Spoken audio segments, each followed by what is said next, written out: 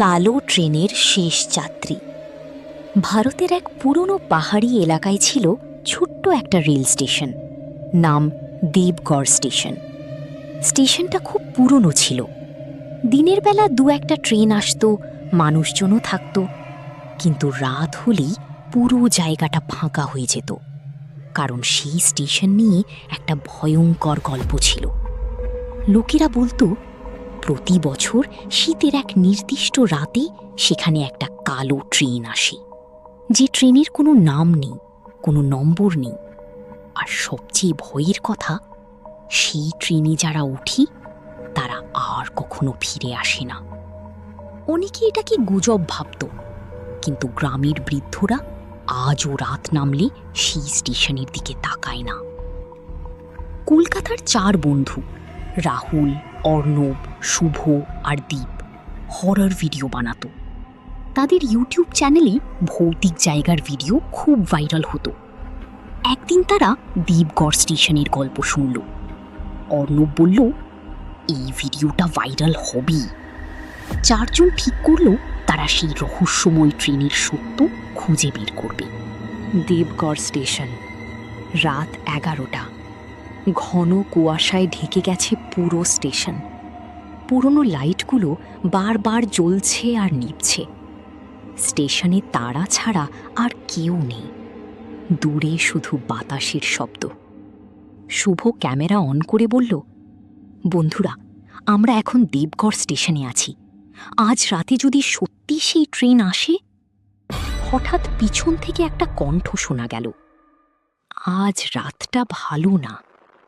4 জন ঘুরে দেখল একজন বুড়ো স্টেশন মাস্টার দাঁড়িয়ে আছে, চোখে মোটা চশমা, কাঁপা গলা। সে ধীরে বলল, যদি ট্রেনটা আসে কখনো ভেতরে উঠবে না। দীপ হেসে বলল, কাকা, আমরা শুধু ভিডিও করব। বুড়ো লোকটা কোনো উত্তর দিল না, শুধু ধীরে ধীরে অন্ধকারে চলে গেল। রাত ঠিক 12টা 13 মিনিট। হঠাৎ পুরো স্টেশন কেঁপে উঠল। দূরে ট্রেনের হুইসেলের শব্দ, কিন্তু অদ্ভুত ব্যাপার, রেল লাইনে কোনো আলো নেই। কয়েক সেকেন্ড পর কুয়াশার ভেতর থেকে ধীরে ধীরে একটা কালো ট্রেন বেরিয়ে এলো। পুরো ট্রেনটা কালো, জানালাগুলো অন্ধকার, ভেতরে কোনো আলো নেই। ট্রেনটা ধীরে ধীরে এসে স্টেশনে থামল, কিন্তু দরজা নিজে থেকেই খুলে গেল। ক্রিঙ্ক। 4 জনের শরীর ঠান্ডা হয়ে গেল। ত্রিরা। রাহুল ক্যামেরা নিয়ে ভেতরে তাকালো। ট্রেনের ভেতরে অনেক মানুষ বসে আছে, কিন্তু সবাই একদম চুপ। কারো মুখ দেখা যাচ্ছে না। সবাই মাথা নিচু করে বসে আছে। অর্ণব ফিসফিস করে বলল, ওরা কি সত্যি মানুষ? ঠিক তখন একজন যাত্রী ধীরে ধীরে মাথা তুলল। তার চোখ পুরো কালো, মুখে অদ্ভুত হাসি। শুভ ভয়ে পিছিয়ে গেল, কিন্তু দীপ বলল, এটা হয়তো প্র্যাঙ্ক। সে সাহস করে ট্রেনের ভেতরে উঠে গেল। দরজা বন্ধ। দীপ ট্রেনে উঠতেই দরজা হঠাৎ বন্ধ হয়ে গেল। ধাম। বাইরে থাকা 3 জন চিৎকার করতে লাগলো, দীপ, নিচে নাম। কিন্তু ট্রেনটা ধীরে ধীরে চলতে শুরু করল।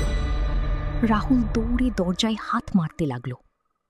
ঠিক তখন জানালার ভেতর সে যা দেখল, দীপ একদম চুপ করে দাঁড়িয়ে আছে। তার পিছনে কালো চোখের যাত্রীরা ধীরে ধীরে উঠে দাঁড়াচ্ছে। অন্ধকার সুড়ঙ্গ। ট্রেনটা দ্রুত অন্ধকারের দিকে চলে গেল। স্টেশন আবার নিস্তব্ধ। 3 জন হতভম্ব। কয়েক মিনিট পর হঠাৎ রাহুলের ক্যামেরা নিজে থেকেই অন হয়ে গেল। স্ক্রিনে দেখা গেল দীপ ট্রেনের ভেতরে দাঁড়িয়ে আছে। সে কাঁপা গলায় বলছে, ওরা মানুষ না। তারপর ক্যামেরা কেঁপে উঠল। স্ক্রিনে অদ্ভুত মুখ দেখা যেতে লাগলো, চিৎকারের শব্দ। তারপর ভিডিও বন্ধ। পরদিন সকালে 3 জন আবার স্টেশনে গেল, কিন্তু আশ্চর্যের বিষয়, সেখানে কোনো রেল লাইনই নেই। পুরো জায়গাটা ফাঁকা। যেন বহু বছর ধরে কোনো ট্রেনই আসেনি। শুধু স্টেশনের দেয়ালে একটা পুরনো ছবি ঝুলছিল, সাদা কালো ছবি। ছবিতে দেখা যাচ্ছে অনেক বছর আগে একটা ট্রেন দুর্ঘটনা হয়েছিল, আর সেই ট্রেনে মারা গিয়েছিল সব যাত্রী। রাহুল ছবিটার দিকে তাকিয়ে হঠাৎ জমে গেল, কারণ ছবির এক কোণে দাঁড়িয়েছিল দ্বীপ। কিন্তু ছবিটা 1987 সালের শেষ ভিডিও। সেই রাতের পর দ্বীপ আর কখনো ফিরে আসেনি, পুলিশও তাকে খুঁজে পায়নি। কিন্তু কয়েকদিন পরই রাহুলের ফোনে একটা ভিডিও আসে, আননোন নাম্বার। ভিডিওটা ওপেন করতেই দেখা গেল অন্ধকার ট্রেনের ভেতর দ্বীপ ক্যামেরার দিকে তাকিয়ে আছে, তার চোখ পুরো কালো। সে ধীরে বলল, পরের স্টপে তোমাদের অপেক্ষা করছি। তারপর স্ক্রিনে হঠাৎ সব কালো হয়ে গেল। শেষ দৃশ্য, রাত, দেবগড় স্টেশন আবার কুয়াশায় ঢাকা। দূরে আবার ট্রেনের হুইসেল শোনা যাচ্ছে। স্টেশনের পুরনো বোর্ড বাতাসে নড়ছে, আর অন্ধকারের ভেতর ধীরে ধীরে ভেসে উঠছে সেই কালো ট্রেন।